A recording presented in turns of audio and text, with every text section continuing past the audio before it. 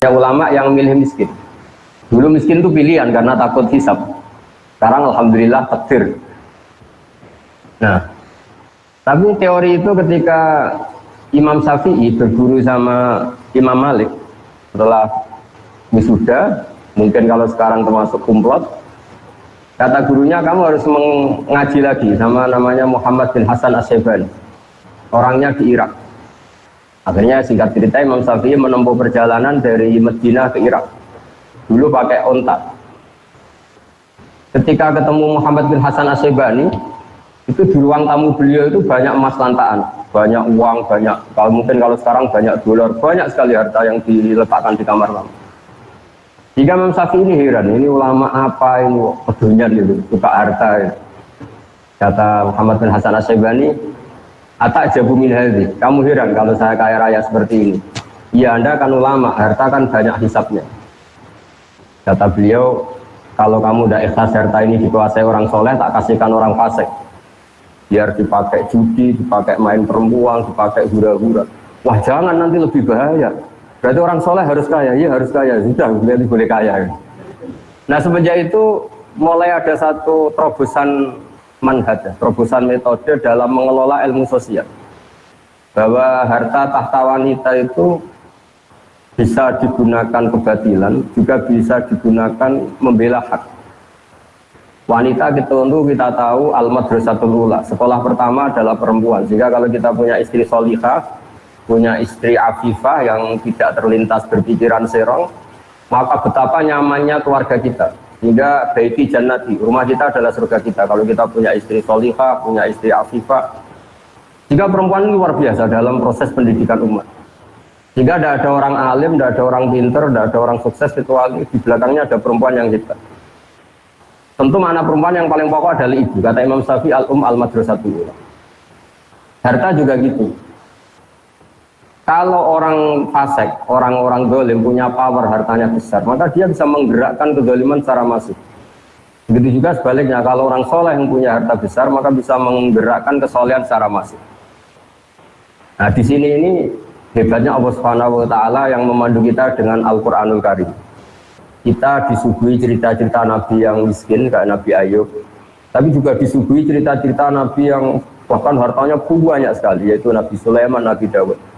Beliau adalah seorang raja yang zaman dulu bahkan istrinya banyak, ya karena memang zaman syariat dulu dibolehkan sampai istrinya berapa saja itu. Karena logika yang harus terbangun adalah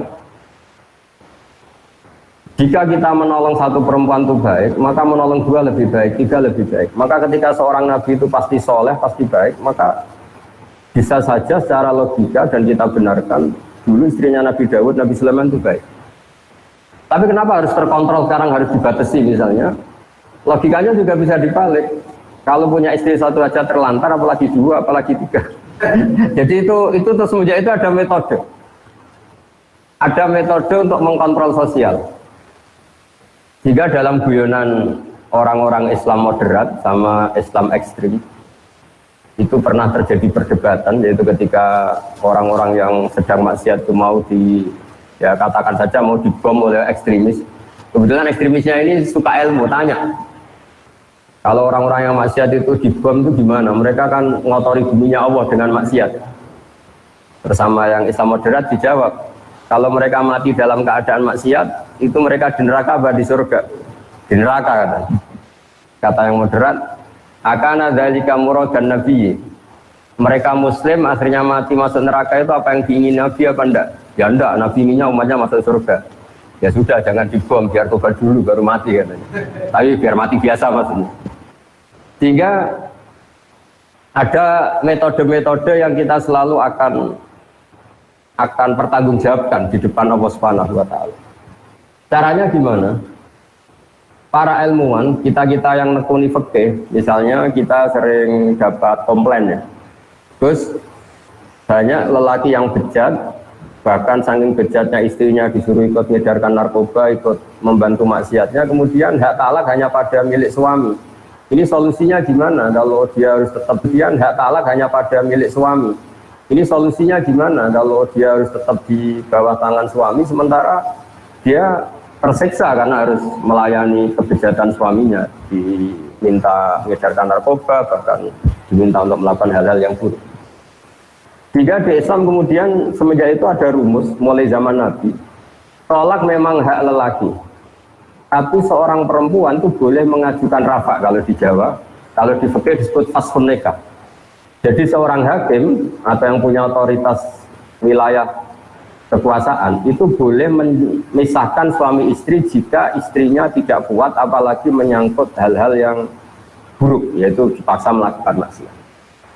Jika keliru kalau dikatakan Islam itu sangat memberi hak dominasi lelaki atas perempuan, itu keliru sekali, karena sebetulnya dalam mengurai ya atau mengakhiri pernikahan itu bisa suami menceraikan atau istrinya melakukan rafa dan hakim harus mengabulkan dalam kondisi yang sangat bahaya. Nah tentu hal-hal seperti ini akan menjadi kebanggaan ilmu sosial karena ada solusinya ketika dalam keadaan macet keluarga. Begitu juga ada kebanggaan intelektual, yaitu tanggung jawab kita sebagai intelektual muslim, misalnya menyangkut kepastian nasab. Kenapa dalam Islam nikah begitu sakral? Dan kalau seorang suami menceraikan istrinya supaya istri ini halal dinikahi orang lain harus ada iddah. Iddah itu ya kira-kira masa jeda yang ada kepastian bahwa rahim perempuan ini sama sekali nggak ada sperma dari suami pertama. Karena kita tidak bisa membayangkan misalnya Ahad atau Minggu masih hubungan suami istri, Senin diceraikan, kemudian Selasa nikah lagi, terus ada hubungan suami istri lagi, kita tidak bisa membayangkan lalu nanti ini anaknya siapa. Mungkin orang modern akan bilang ini lewat tes DNA gitu, tapi itu keribetan. Apalagi kalau nanti anaknya wajahnya mirip suami pertama, mirip kedua, agak jelas itu kan, masih kecil itu. Itu ribet. Tapi dengan teori iddah, teori tarabbusul mar'ah, kalau istilahnya Quran ya tarabbasna itu, maka kegamangan seperti ini hilang karena seorang istri yang terceraikan atau ditinggal mati suaminya, baik cerai talak maupun cerai meninggal, itu untuk menikah lagi ada aturannya. Di antara adalah bara'atur rahmiyah, dipastikan rahimnya itu bersih dari zaut awal atau suami pertama. Nah, keilmuan yang bertanggung jawab atas substansi masalah ini juga ditekuni oleh ulama. Termasuk yang paling ekstrim adalah, dan ini sering saya utarakan ketika ngaji saya, absolutisme kebenaran dalam tauhid. Saya ulang lagi ya, absolutisme kebenaran dalam tauhid. Itu banyak ilmuwan tauhid, ulama tauhid, yang saking ekstrimnya memang mengatakan bahwa orang yang sudah iman, yaitu bersaksi la ilaha illallah Muhammadur Rasulullah, itu tidak akan batal meskipun dia koruptor, meskipun dia maling, meskipun dia penjahat.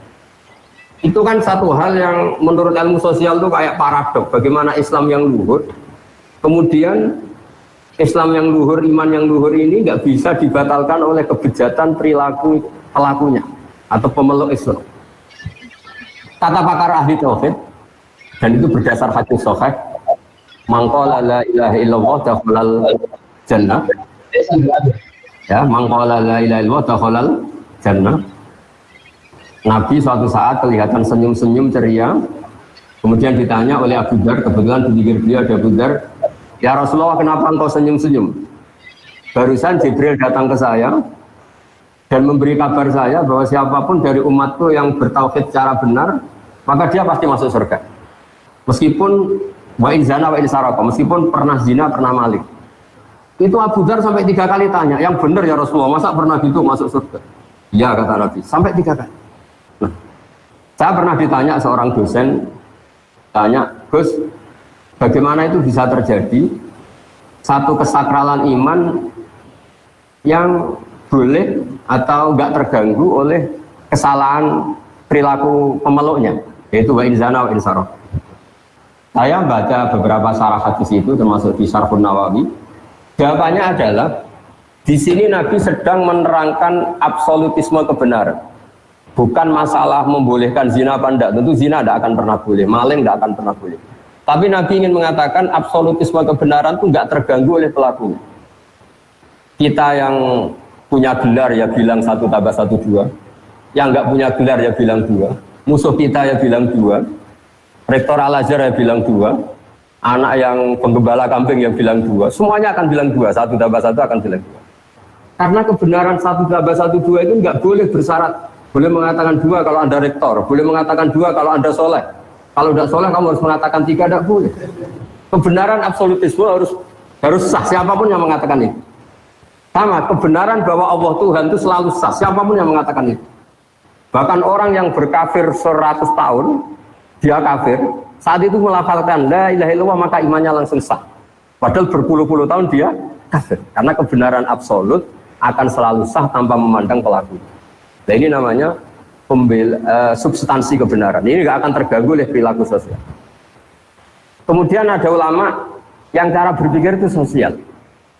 Bahwa Islam itu bisa menarik karena justru aturan-aturannya itu. Kita sebagai manusia tentu suka kalau negara ini tertib, tanpa perzinaan, tanpa maling, tanpa korupsi. Dan Islam alhamdulillah mengharamkan itu semua dan mengancam itu semua dengan neraka. Sehingga karena sisi sosial ini begitu, maka kita alhamdulillah sebagai muslim hal-hal yang buruk diharamkan, dan di antara ciri Nabi adalah mengharamkan yang haram. Jika kita selalu akan mengharamkan perzinaan, mengharamkan judi, mengharamkan dugem dan sebagainya. Tapi pertanyaannya adalah selalu ada kebenaran absolut yaitu iman. Boleh enggak kebenaran absolut terganggu oleh kesalahan sosial? Itu tadi. Kalau kebenaran absolut ya sudah enggak boleh diganggu oleh apapun, termasuk tadi kita mengatakan 1+1=2. Orang baik yang bilang 2, orang buruk yang bilang 2, setengah baik setengah buruk yang akan bilang 2. Karena kebenaran absolut adalah kebenaran yang tidak boleh terganggu oleh apapun. Nah di sini kenapa Nabi mengatakan wa in zana wa in saraq. Tapi di balik yang sama, dengan porsi yang sama, Nabi pernah mengancam la yazni zani hina yazni wa huwa mu'min wa la yasriqu sariq hina yasriq wa huwa mu'min. Tidak pernah berzina seseorang kemudian dia saat itu berstatus mukmin. Dan tidak pernah maling seseorang kemudian saat itu dia berstatus mukmin. Lalu bagaimana dengan dua hadis ini yang sama-sama sahih? Oleh ulama dijawab, ketika seseorang zina atau maling itu pasti terinspirasi oleh kenakalannya, oleh nafsunya, nggak ada sangkut paut dengan imannya. Karena yang namanya iman pasti mengajarkan kebenaran. Nah, di sini kemudian ada kelompok besar dalam mazhab Islam, ada ahli sunnah wal jamaah yang berkeyakinan Islam, iman adalah satu keyakinan absolut, sehingga kalau orang salah, dia tetap salah saja, tapi tidak sampai menjadi kafir. Ada kelompok Khawarij yang mengatakan setiap kesalahan besar menjadikan seseorang kafir. Kita sekarang bikin analogi.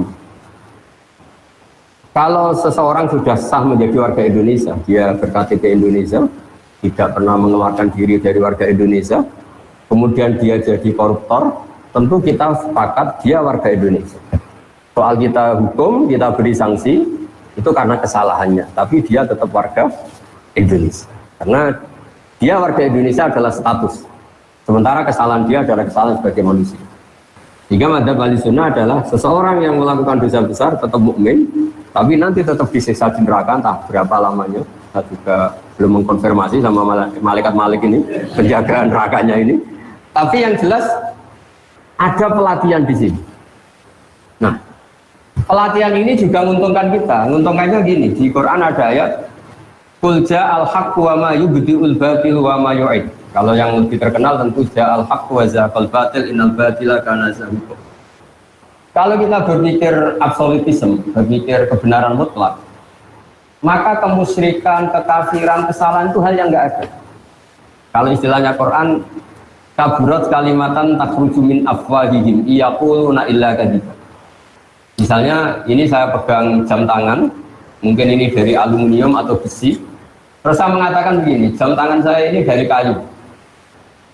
Maka kalimat ini tidak menjadi kalimat opini, tapi menjadi satu kesalahan, karena itu kalimat yang salah. Nah, jika kalau Tuhan itu hanya Allah, maka hakikat yang ada ya Tuhan itu hanya Allah, bukan yang lain. Jika apapun banyaknya orang musyrik itu dianggap tidak ada. Wa ma yubdi'ul batil wa ma yu'id, sesuatu yang batal, yang enggak benar itu pasti enggak ada. Karena tadi fakta bahwa jam ini dari kayu adalah enggak ada. Meskipun yang mengatakan ada, mungkin yang mengatakan itu karena salah ucap atau kebodohan atau keyakinan yang keliru, tapi hakikat ini tidak. Jadi di sini hebatnya Islam. Islam pertama datang termasuk Wa 'allama Adamal asma. Pertama Nabi Adam diajari adalah menamai sesuatu sesuai proporsinya, sesuai statusnya. Jadi andaikan dari dulu orang kafir Quraisy mengatakan, wah ini pahatan batu dari Magelang gitu, atau ini batu dari Ponorogo, jenis batunya ini, pemahatnya ini, harganya ini. Mungkin mereka hanya bilang ini batu yang dipahat. Tapi gara-gara ini diberi gelar, diberi penamaan manat, pemberi Al-Uzza, ini satu hal yang agung, satu hal yang besar, Hubal. Sehingga terus orang itu gampang, wow kalau saya melecehkan ini pasti saya kualat. Tapi hakikatnya ini tetap batu. Nah, jika apakah ada Tuhan selain Allah? Ya jawabannya tidak ada, karena selalu Tuhan hanya Allah Subhanahu Wa Taala. Tapi apakah ada orang yang menuhankan selain Allah? Hanya. Ini dibedakan antara hak selalu satu. Ya hak selalu satu dan kebatilan selalu nggak ada. Tapi yang mengatakan ada, yang meyakini ada, tapi kebatilan sendiri ya. Ini banyak juga ulama yang spesial membela ja'al haqqu wa zahaqal batil. Seperti saya mengatakan baju saya ini putih. Ya sudah putih. Kok banyak satu dunia mengatakan baju saya hitam, itu tidak punya pengaruh. Baju saya menjadi hitam tetap putih. Karena kebenaran absolut akan ada punya eksistensi, disebut ja'al haqqu wa zahaqal batil. Yang batil pasti nggak ada. Memang itu tidak faktual. Kemudian ilmu sosial atau ilmu yang didiktekan karena satu hal tertentu ini punya pengaruh. Yaitu misalnya sesuatu ini putih. Gara-gara mata kita rabun mengatakan itu hitam. Atau sesuatu itu hitam karena kita punya penyakit tertentu di mata kelihatan biru. Nah di sini ya, kalau ulama mengatakan mulai ada hijab. Sebetulnya manusia tahu bahwa Tuhan hakiki adalah harusnya Tuhan yang awal. Karena nggak mungkin langit bumi ini diciptakan sesuatu yang lebih terbelakang dari langit bumi. Hingga Allah mensifati dirinya al-awwal. Namanya pencipta harus wujud lebih dulu, al-awwal. Karena langit bumi ini adalah wujud, punya eksistensi, maka penciptanya harus lebih punya eksistensi. Kalau dalam bahasa pesantren disebut wajibul wujud. Kalau yang diciptakan saja ada, maka yang menciptakan pasti ada. Jika alam raya ini tidak dimulai dari nihilisme, ketiadaan, tapi dimulai dari yang ada. Yang ada ini oleh kita, zaman kita kecil ngaji, ujian wujud idam bapak. Karena eksistensi pertama seorang pencipta adalah harus wujud, harus punya eksistensi. Ini juga ada yang menekuni sendiri, namanya ilmuwan-ilmuwan tauhid. Menekuni satu kebenaran absolut yang tidak boleh terdikte oleh ilmu-ilmu sosial. Tapi pertanyaannya adalah, apapun absolutismenya kebenaran ini, manusia itu punya sisi keterbatasan. Apapun putihnya baju ini, kita harus melatih orang yang mengatakan supaya dalam keadaan matanya normal, kondisinya normal. Karena nggak ada artinya ini secara objektif. Kemudian yang melihat tidak normal karena matanya normal. Saya akan bilang gitu. Jadi kalau ada satu kesalahan, pasti ada problem. Nah hakikat dari alam raya ini Ija al-haqqu wa ma yudhibul batilu wa ma yudhib. Sekali hak itu datang, maka satu kesalahan ini pasti tidak. Jika dalam awal surat Kahfi dijelaskan, mereka berkomentar tentang Tuhan seperti ini.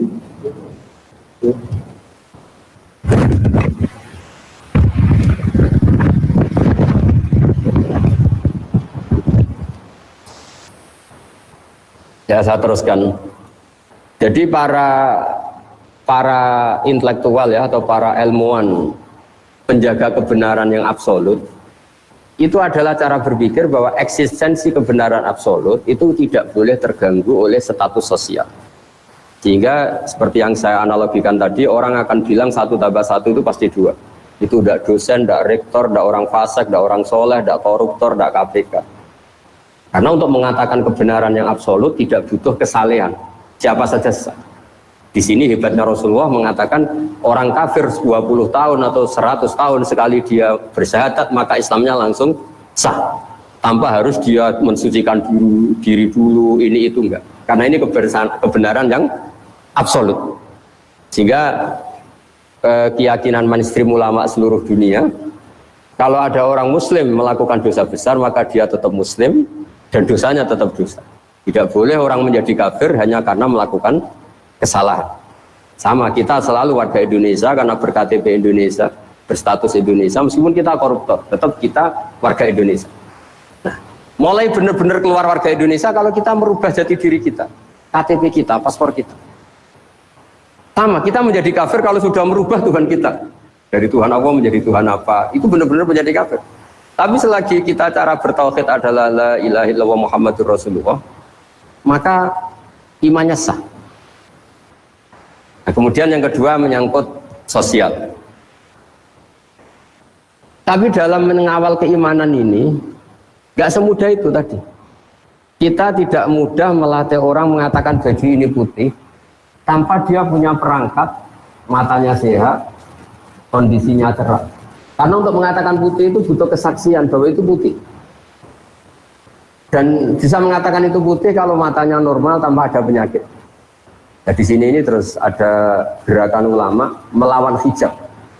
Makanya di juz amma itu, di awal-awal kita ngaji juz amma yang masih juz 30 itu, kalau mengistilahkan orang-orang kafir, kalla innahum ar-rabbihim yauma idzil lamahjubun.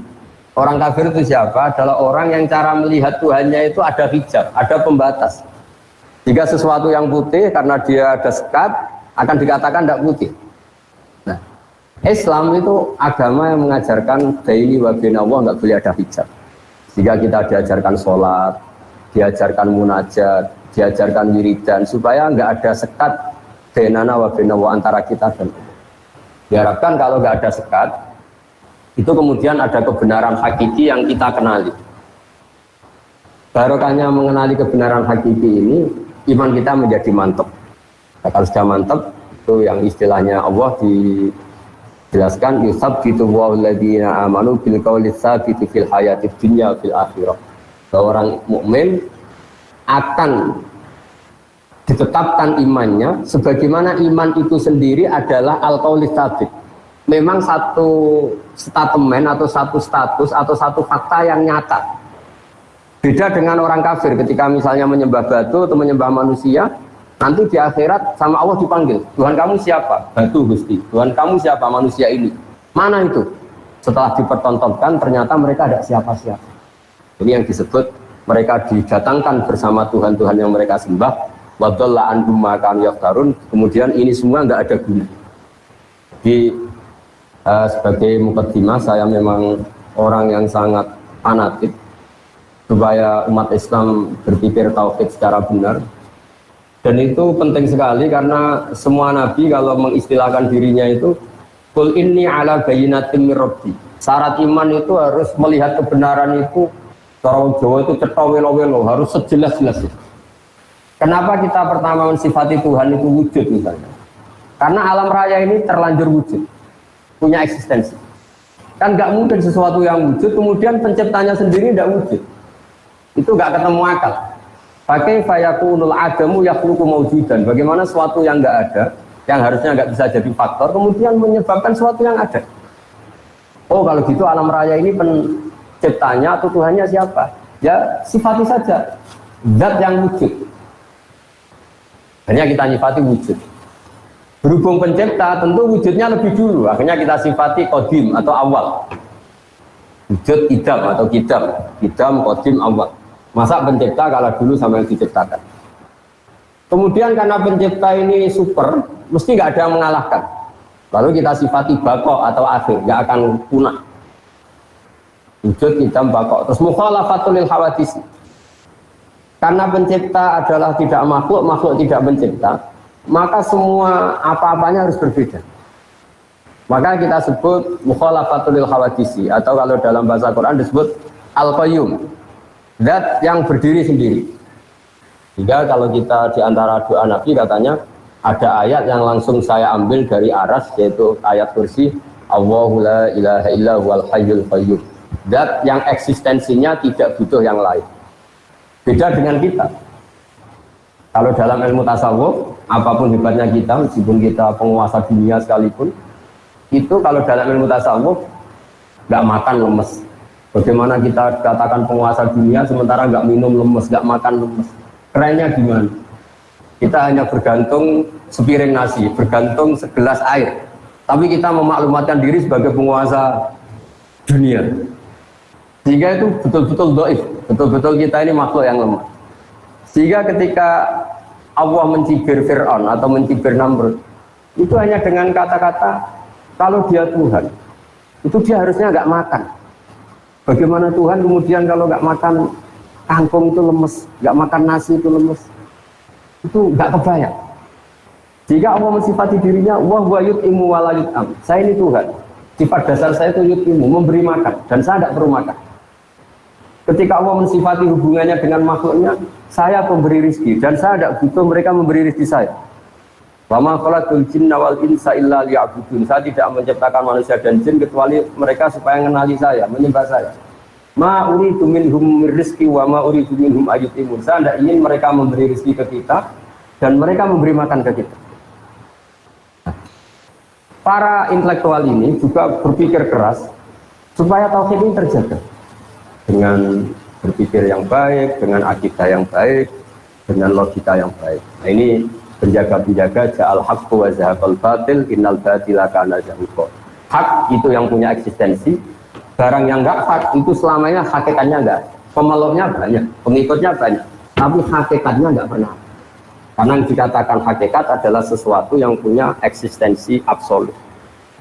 Jika misalnya hakikat Tuhan ya tetap satu, hakikat Tuhan ya hanya Allah, bukan Lata, bukan Hubal, bukan dan sebagainya. Sehingga kalau ada kalimat yang salah, itu yang ada itu yang mengatakan, bukan kalimat itu. Kalimat sendiri itu tidak punya konklusi apa-apa, karena memang nyatanya nggak ada. Makanya kata Allah, kaburat kalimatan takhruju min afwahihi. Itu menjadi kalimat, menjadi kata-kata karena diucapkan oleh lisan, tapi tidak menunjuk hakikat. Jadi misalnya saya mengatakan baju saya ini hitam, itu menjadi kata-kata yang saya ucapkan, tapi tidak menjadi kalimat yang menunjukkan kebenaran karena itu salah. Jika kalau kalimat yang salah itu istilah Tuhan, itu kalimat yang menjadi kata-kata karena keluar dari mulut. Yang benar adalah al-ismu ya dulu alal musamma. Kalau sudah menjadi kalimat, misalnya ini saya katakan jam, ya memang benar-benar jam. Kalau ini saya katakan pulpen, harus benar-benar pulpen. Yang namanya al-ismu harus ya dulu alal musamma. Namanya penamaan harus sesuai hakikat yang dinamai. Hingga ini pentingnya. Kenapa Nabi Adam pertama diajari nama? Wa 'allama Adam al-asma. Karena nanti kesalahan dunia adalah kesalahan memberi nama. Sehingga banyak orang kafir Quraisy menyembah Hubal, Lata, Uzza karena memberi nama ini. Wah ini penguasa, ini pemberi. Nah, sehingga semua nabi mengatakan pada kaumnya, in hiya illa asma'un sammaitumuha antum wa abaukum ma anzalallahu biha min sultan. Itu gara-gara Anda salah memberi nama, sehingga kemudian Anda mendewa-dewakan seperti itu. Coba kalau dari dulu batu-batu itu dikatakan batu yang dipahat, batu yang dipecah, batu yang diukir, tentu ini nggak sakral. Tapi gara-gara ini dikatakan ini Tuhan. Kalau kamu tidak memberi sesaji maka kamu akan kena gini. Terus kayak dia mana gitu. Ya ini penting saya utarakan supaya tanggung jawab intelektual kita dalam dakwah Islam. Pertama adalah kebenaran tauhid, kebenaran absolut. Iqra' bismi rabbikal ladzi khalaq, khalaqal insana min 'alaq. Terus terakhir ini saya masih punya waktu mungkin 10 menit untuk mengawal kebenaran absolut itu juga dibutuhkan ilmu yang namanya tasawuf. Ilmu tasawuf itu ilmu yang seseorang itu disuruh berpikir objektif. Misalnya begini, saya ini seluruh di Indonesia, seluruh dunia akan biasa mengatakan baju saya ini putih, akan mengatakan misalnya bonbon saya ini biru, dan itu kita biasa mengatakan itu tanpa nunggu digaji. Saya tidak perlu seperti ini, saya akan mengatakan ini putih kalau saya dibayar 1 juta. Biasa kita ikhlas mengatakan baju ini putih tanpa ada yang bayar 1 juta. Nah kalau kita biasa ikhlas mengatakan baju itu putih tanpa harus dibayar 1 juta, kenapa kita mengatakan Allah Tuhan harus dibayar dengan surga? Nah ini terus orang-orang tasawuf bikin punya gugatannya sendiri. Kita terbiasa mengatakan hakikat ini tanpa presentasi ingin digaji. Kita biasa mengatakan kalau baju saya ini putih, kalau air itu menyegarkan. Beratus-ratus kali, mungkin berpuluh-puluh tahun kita mengatakan kebenaran itu tanpa ingin digaji. Kita mengatakan matahari itu panas tanpa ada yang gaji, dan kita ikhlas. Tapi kenapa ketika kita mengatakan Tuhan itu Allah dan Allah itu Tuhan harus digaji dengan surga? Nah itu terus kemudian orang-orang tasawuf punya riwayatnya sendiri. Ketika Allah gojlok sama orang-orang soleh, masyhur itu hadis qudsi. Ada orang-orang soleh ditanya sama Allah, kamu menyembah saya karena apa? Ya karena saya ingin masuk surga ya Allah. Yang satu ditanya, kamu menyembah saya karena apa? Karena saya takut masuk neraka ya Allah. Kata Allah, laulam akhluk jannatan wala naron alam akun ahlan an uto'a. Saya ini Tuhan, berarti kalau saya tidak menciptakan surga, saya tidak menciptakan neraka, terus saya tidak layak ditaati. Nah, terus akhirnya ya tetap harus ditaati ya sudah, berarti karena saya. Nah ini terus ke hakikat. Ya naif kita tadi, kalau kita mengatakan baju ini putih nggak digaji kita mau, kenapa untuk mengatakan Allah Tuhan harus nunggu digaji? Sehingga orang-orang tasawuf punya sekian cerita, misalnya Nabi Isa jalan-jalan ke satu daerah, situ ada orang yang sangat kurus, sangat karena nggak pernah tidur, kalau siang puasa ditanya, kenapa kamu ibadah sampai seperti itu? Karena kita ingin masuk surga. Terus jalan lagi ketemu orang yang sejenis itu, ditanya, kenapa kamu sampai sekurus itu? Karena kita takut neraka. Terus ketemu kelompok ketiga, wajahnya happy, terus tidak terlalu kurus, konstruksi badannya yang normal semua. Kenapa kamu asik? Karena saya mencintai Tuhan yang punya semuanya. Akhirnya Nabi Isa bilang yang dua kelompok tadi, makhlukon rojautum wa makhlukon khiftum. Kamu yang kamu harap-harap hanya makhluk, yang kamu inginkan juga makhluk, yang kamu takuti juga makhluk. Yang benar ini takut yang punya makhluk itu semua, takut yang punya surga, yang punya. Nah, jadi lewat pengajian ini atau ngaji ini saya karena UGM tentu masyhur ya, terkenal sekali dengan kajian keilmuannya. Saya mohon dalam bertauhid itu harus sampai kul inni ala bayyinati mir rabbi, bahwa saya bertauhid itu harus benar-benar punya logika yang absolut, punya logika yang kuat, punya logika yang permanen. Di surat Al-Bayyinah juga diistilahkan lam yakunil ladzina kafaru min ahlil kitab wal musyrikin munfakina hatta ta'tiyahumul bayyinah. Bayyinah itu siapa? Rasulun minallahi yatlu suhufan mutahharah. Jadi dulu orang-orang kafir itu akan nyaman dengan kekafirannya, nggak pernah tercerabut dari cara berpikir kekafiran. Kita tahu kafir Quraisy itu penyembah berhala dan jumlahnya banyak, ada Lata, Uzza, Hubal, Manat. Itu mereka cara berpikir, ya Muhammad, kalau urusan kita banyak, problem kita banyak, Tuhannya harus banyak dong. Masa problem kita banyak, Tuhannya satu? Itu mereka nggak bisa nerima konsep Tuhan satu. Sampai mereka mencibir Nabi dengan mengatakan, aja'alal alihata ilaha wahida, inna adalah syai'un.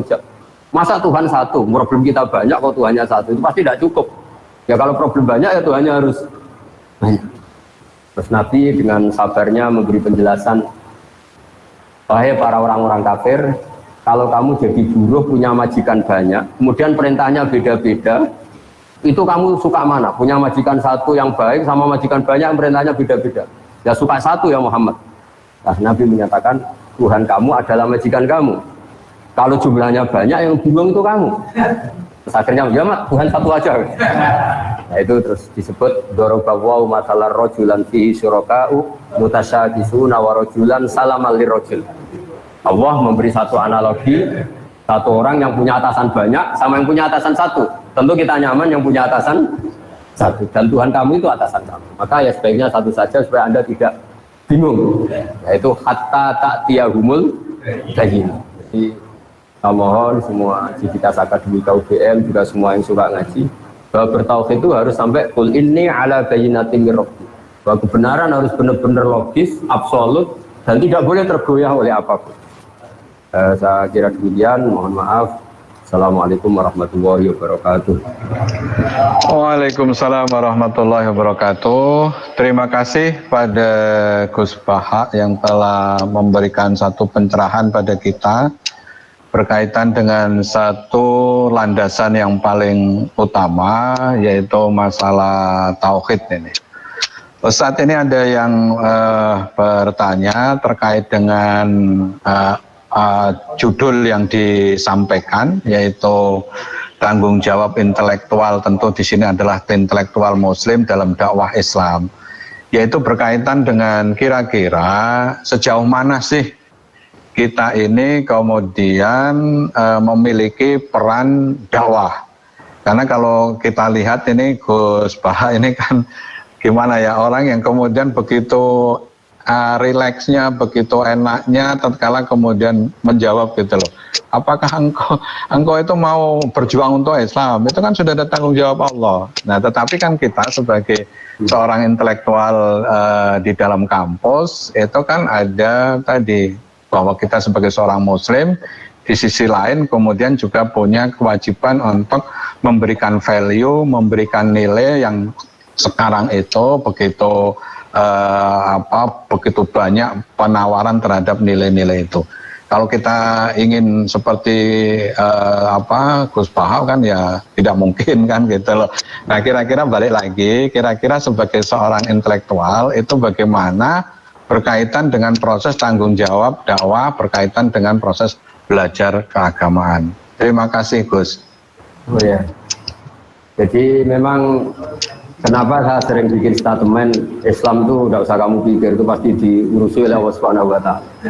Sebetulnya itu bentuk counter ya, karena banyak pemikir Islam yang karena mungkin kurang baca atau nekuni Islam, justru gara-gara pikiran dia ini Islam tambah ruwet. Dan reportnya itu di atas namakan Islam. Jika saya mengcounter itu dengan mengatakan Islam itu tidak usah kamu pikir, karena panduannya jelas. Kita nggak usah mikir Islam pun, kalau sesuai panduan Islam, pasti dengan sendirinya itu dakwah. Karena Islam wajibkan mengajar. Islam mengharamkan kitmanul ilmi, menyembunyikan ilmu. Kalau ada kesusahan, Islam juga mengancam, tidak termasuk umatku, dia tidur kekenyangan sementara tetangganya kelaparan. Tidak termasuk umatku orang yang membiarkan sekelilingnya bodoh sementara dia pinter. Jadi sebetulnya kalau mengikuti panduan-panduan Islam itu bagus. Problemnya kalau hak mikir ini kita berikan sama nyuwun sewu mubalek atau ustadz atau kiai, semua orang akan punya cara berpikirnya sendiri. Dan itu awal dari ikhtilaf kata Nabi, sehingga kita sebagai ulama itu membatasi sekali yang namanya pemikiran. Kita utamakan riwayat, meskipun kita tidak meninggalkan akal.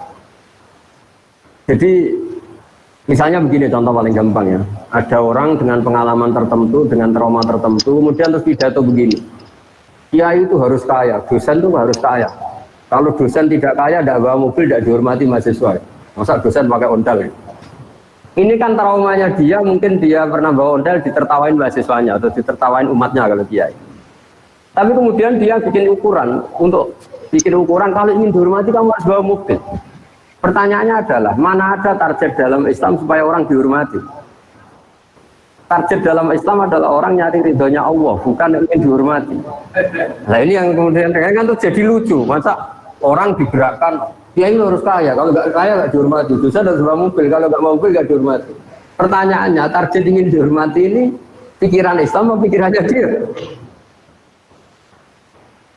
Nah, tentu kita tetap tanggung jawab terhadap perjalanan agama ini, kita memberi kontribusi, tapi dengan cara tadi.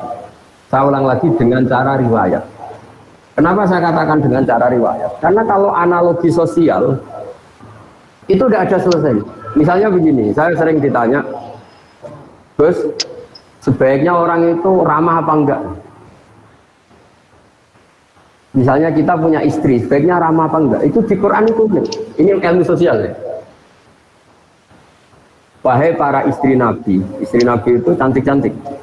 Kalau kamu ketemu lelaki lain, itu falah takdokna bil qauli. Justru kamu nggak boleh terlalu ramah. Karena kalau terlalu lama, falah takdokna bil qauli, fayatma alladzi fi qalbihi marad. Ada perempuan cantik yang ketemu bapak-bapak ramah, senyum. Mungkin pikiran lelaki ini bukan dinilai ramah. Wah berarti ini mau sama saya, kan jadi repot. Sehingga kalau ilmu sosial semuanya mungkin. Ramah yang sesuatu yang baik, tapi orang yang hatinya sakit, ada penyakitnya, kata Allah, fayat ma'alladzi fi qalbihi marad. Kita sopan sama orang sopan terkenal dermawan. Kena penipu, ini dianggap satu objek. Wah, kapan-kapan nipu orang ini ya, potongannya kok gampang ditipu. Jadi ilmu sosial itu ilmu yang mengeruwet. Karena kebaikan sosial ini akan dimanfaatkan orang-orang fasik, orang-orang durhaka untuk keburukan. Sehingga Islam itu mengelola sosial itu ya agak gampang karena memang logika sosial itu. Makanya pertama Imam Syafi'i ngaji Imam Malik itu gejolokannya gini, dan saya mengenang betul gejolokan itu. Ya Syafi'i, wahai Syafi'i, Kamu punya 2 pembantu. Terus 2 pembantu ini yang satu kamu cerdas, yang satu ini cerdas, kamu perintahkan iqla' hadhihi safra. Batu besar itu coba kamu tarik, kamu bongkar.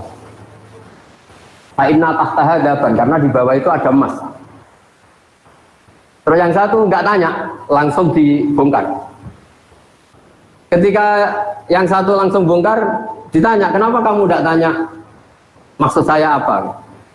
Terus kata pembantu tadi, saya hanya ingin nurut sama jenengan, jadi nggak penting di bawah ada emas apa enggak. Kalau yang nyuruh jenengan tetap saya bongkar. Yang satu enggak. Kalau ada apanya bos? Ada emasnya, ya sudah saya bongkar. Kalau nggak ada emasnya ngapain? Kamu seneng mana? Kata Imam Syafi'i, ya seneng yang loyal tanpa mikir. Kadang kita beragama itu butuhnya itu sami'na wa ata'na. Ya saya ulang lagi, karena sekali semua agama ini dipikir, itu nanti ya repot. Ya tadi misalnya gini, ini yang tren ya di zaman akhir. Kita misalnya mengkaji sholat. Mengkaji sholat itu ada yang, fungsinya rukuk begini, fungsinya sujud begini, ini peregangan, ini pernafasan. Lama-lama sholat ini kayak senam yoga. Lama-lama ada yang tanya, banyak yang sholat kok penyakitan, ya nggak sholat kok enggak gitu. Jadi kita sebagai ulama itu mikirnya gini, nggak mungkin Allah bikin gerakan tertentu tidak ada hikmahnya. Tapi jangan sampai hikmah ini kemudian yang menjadi alasan hukum itu. Karena kalau hikmahnya rukuk misalnya peregangan, suatu saat ada gerakan tubuh yang lebih efektif untuk peregangan, lama-lama orang meninggalkan rukuk.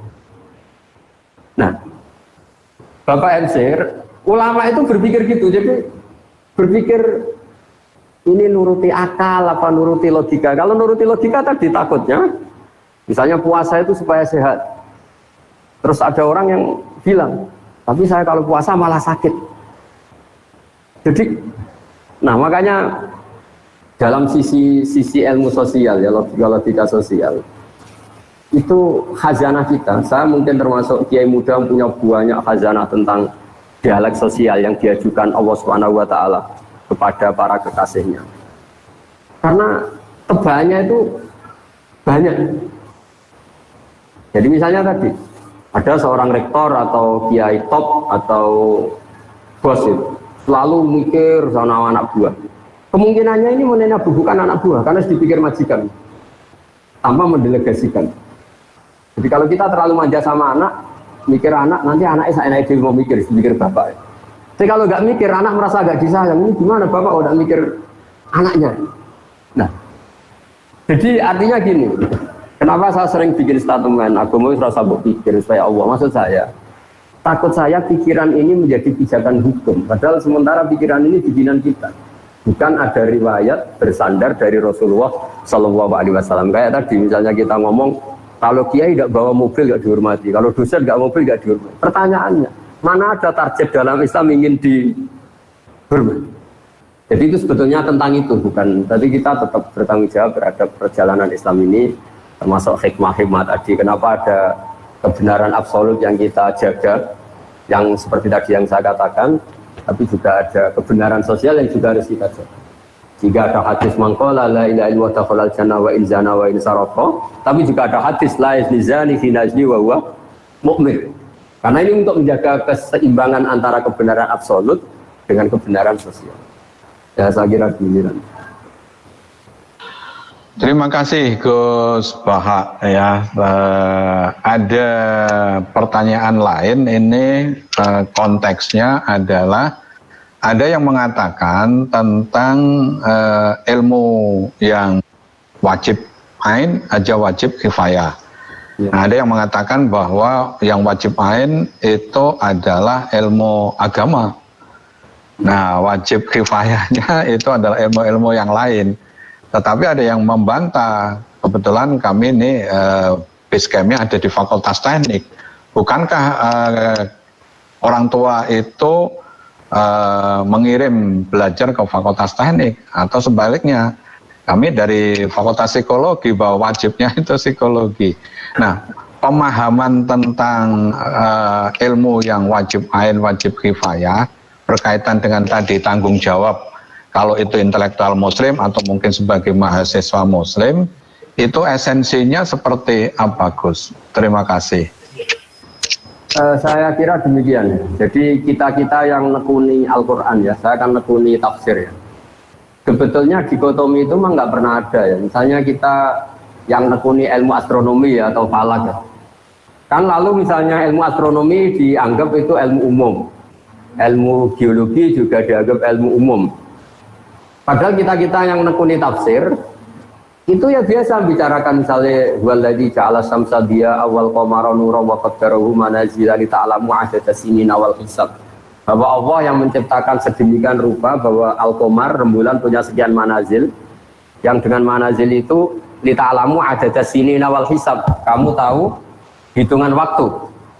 Artinya kalau yang dikatakan Quran pasti itu namanya ilmu agama dong. Tapi disiplin ini kemudian dikatakan ilmu umum. Misalnya menyangkut geologi. Dari awal Allah mengatakan wa fil ardi qita'un mutajawirat, bahwa konstruksi bumi ini lempengan-lempengan, karena kita itu zamannya qit'ah. Bumi ini lempengan-lempengan yang saling berdampingan. Jadi dari awal kalau dalam bahasa Arab bumi diciptakan Allah tidak basito, tidak satu elemen. Tapi qita'un mutajawirat, satu lempengan-lempengan yang dipasang. Makanya potensi gempanya tinggi. Nah, kemudian setelah ilmu agama itu identik dengan caranya sholat, caranya haji, dan ilmu umum itu yang menekuni alam. Kemudian mulai itu ada dikotomi bahwa ilmu umum itu ada agama ada ilmu umum. Sebenarnya kita yang nekuni tafsir, nekuni Quran itu nggak ada. Ya tapi ini ya sudah memang. Sosial juga sama. Misalnya negara mewajibkan memikir rakyatnya misalnya. Di kita, kaidah fikih kita juga tasarruful imam ala ra'iyah manutun bil maslahat, bahwa hubungannya imam presiden dengan rakyat adalah hubungan kemaslahatan. Dan kita juga punya aturan-aturan kalau presiden atau waliul amri memerintahkan sesuatu yang tidak maksiat, kita wajib loyal.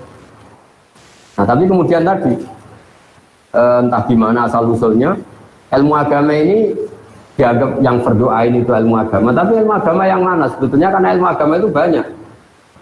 Mengetahui halal haram itu ya berdoain, terus ngerti najis dan sebagainya juga berdoain. Tapi sebetulnya di antara aturan agama adalah mengerti bahaya yang dan tidak bahaya. Di situ juga ada misalnya sistem alam ini kalau digerogoti itu akan terjadi gini-gini likuifaksi. Itu ya dibicarakan misalnya amin teman fis sama ayak sifabikumul ardo faida ya tamur. Kamu hati-hati di bumi, potensi bumi itu bisa tamur, bisa melumer, bisa likuifaksi. Terus kata Allah, kamu di bumi juga jangan merasa aman, sahaja benda di langit setiap saat itu bisa jatuh. Ayun sila alikum hasiban, misalnya meteor setiap saat juga bisa jatuh. Nah, Quran itu membicarakan semuanya, mulai ilmu agama, tapi lama-lama ini dikatakan ilmu umum. Nah, kenapa ulama tidak berontak? Ini saya beri bocorannya. Karena ilmu umum ini, ilmu-ilmu yang dikatakan umum ini, misalnya di teknik atau di biologi atau di astronomi, ini ilmuwan-ilmuwan itu mengalami perkembangan. Kalau sampai ini di atas namakan agama, kemudian ternyata teorinya itu direvisi, ini agama yang disalahkan. Jika daripada gitu ya biarin saja dikatakan ilmu umum, supaya nanti kalau ada penelitian ini, salah benarnya bukan dikaitkan dengan agama, tapi dengan penelitinya. Tapi jangan pernah kamu katakan bahwa agama tidak mengatur ilmu astronomi. Buktinya, kiai-kiai itu tahu falak sampai 10 tahun ke depan itu bisa digarap gerhana itu tanggal berapa, jam berapa, lama gerhana berapa. Itu di kalender-kalender pesantren itu detail dan semuanya benar. Itu kan ilmu umum. Tapi kenapa tidak kita katakan itu ilmunya Islam? Takutnya kita ini manusia. Pas garap salah dikatakan Islam, ternyata malam Senin tidak gerhana, gerhananya malam Selasa. Nanti Islamnya yang salah. Itu bocorannya. Ini kalau nggak sama UGM tidak tak kasih bocorannya. Jadi sebetulnya beberapa ilmu ini milik Islam juga, tapi ketika diklaim milik mereka ya sudahlah. Jadi kalau ada kesalahan agamanya yang nggak kena itu. Karena apapun benarnya Islam dibawa oleh manusia. Kalau zaman Nabi pasti benar, maksudnya kita nggak Nabi. Sehingga semenjak itu ulama mengatakan jangan pernah membenarkan satu teori atau menyalahkan atas nama Islam. Takutnya yang salah itu kamu, tapi kamu atas namakan Islam. Ya saya kira demikian. Oke, ada pertanyaan terakhir ini, Ustadz, karena nampaknya Gus Bahak juga harus ada kegiatan yang lain. Ini berkaitan dengan masalah tauhid yang absolut tadi. Kemudian beliau bertanya dikaitkan dengan pemahaman kafir yang di suatu saat itu pernah menjadi rame itu loh. Jadi esensinya sebenarnya seperti apa sih definisi atau hal yang terkait dengan kafir yang kemudian dikaitkan dengan surat Ya Ayyuhal Kafirun. Saya kira ini pertanyaan yang terakhir karena Gus Bahak ada kegiatan yang lain. Terima kasih Gus. Ya, saya pikir itu harus dianalisis dengan kepala dingin, dengan analisis keilmuan. Bahwa pengkelompokan itu nggak bisa dihindari, karena itu fakta sosial. Tapi setelah dikelompokkan, tentu kita sebagai muslim yang baik tetap mengajak pihak yang lain, mengajak siapa saja untuk lebih baik, lebih benar.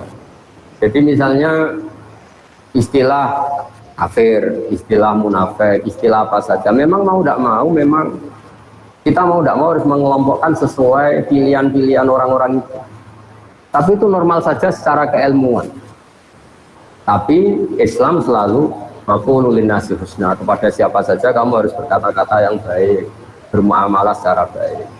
Sehingga misalnya Islam membolehkan perang, itu nunggu udina lilladzina yuqatalun. Kalau kamu diperangi baru boleh perang. Wa akhrijuhum min haitsu akhrajukum, kalau kamu diusir baru boleh usir. Jadi kalaupun statusan yang seperti itu, ibarat ginilah, kita punya mahasiswa yang nakal ya, yang sering bolos. Ya kita sebut, wahai mahasiswa yang bolos. Tapi memang kata bolos itu harus disematkan karena dia sedang berstatus seperti itu. Tapi atas nama kita sebagai orang tua ingin dia lebih baik. Jadi penstatusan itu bukan hal yang harus menjadi pemecah bangsa, itu kayak biasa aja. Bahkan kalau kata-kata ahli tafsir mengatakan Allah saking sayangnya sama hambanya, sing kafir wis diceluk dikandani gitu. Itu artinya kan Allah masih memanggil-manggil itu. Jadi sing kafir dipanggil-panggil untuk kembali, saking baiknya Allah. Sehingga ya jadi makanya apa ya, pengkelompokan itu kan ya sudah normal saja. Artinya memang pilihan mereka beda ya, penamaannya juga beda, statusnya beda. Tapi itu tidak perlu menjadi alat konflik.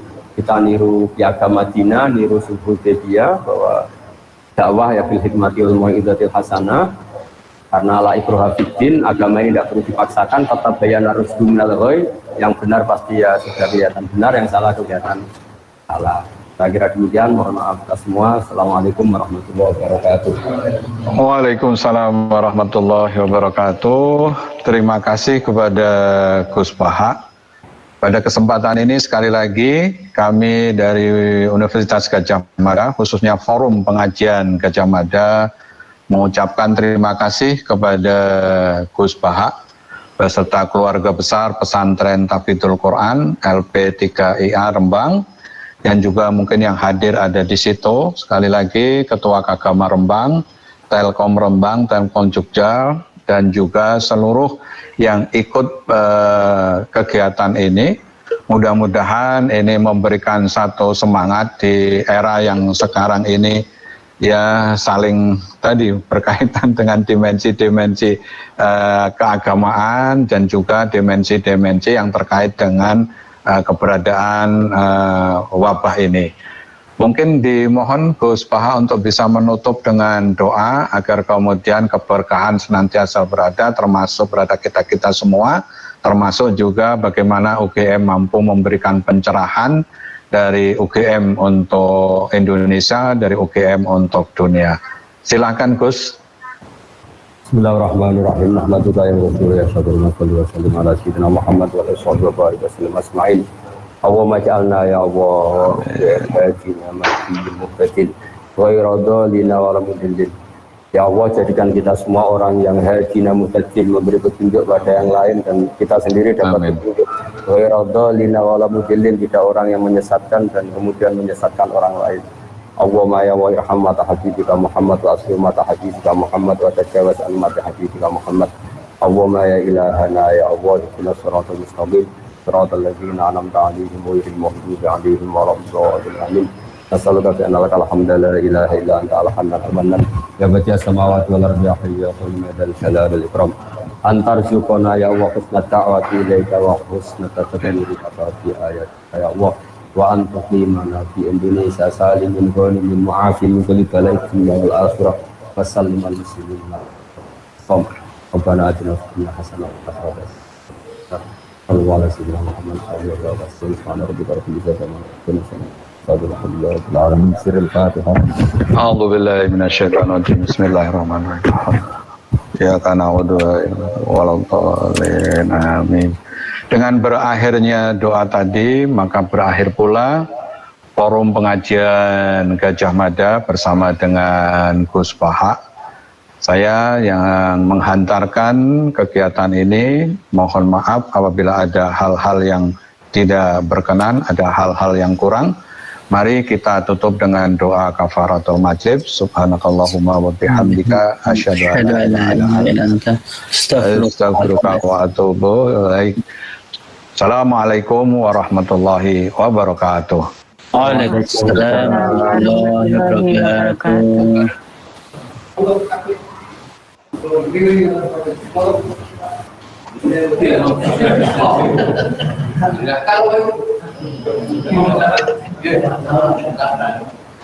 Kalau